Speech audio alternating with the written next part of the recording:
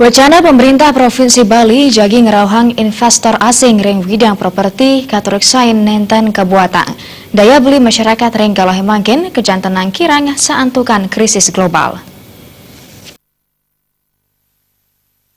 Pamikayun investor asing sajeroning laksanayang investasi properti ring Bali mejanten nenten iwang. Nanging patut keselehin pikobat properti taler nibenin samian widangan ring Indonesia. Ketua DPD Rai Bali Pane Agus Permanawidura nureksain yening pikobat sane patut karuruhang pemargi wantah mepai ketan ring daya beli saking krame.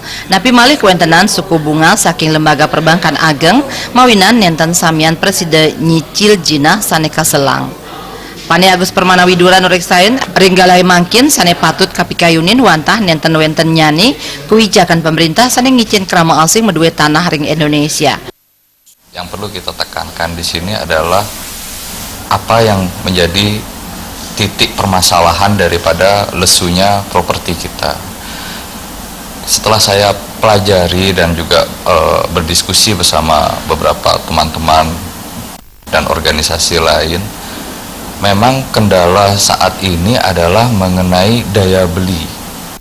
Sekarang ketika investor asing masuk, apakah mereka bisa memberikan suatu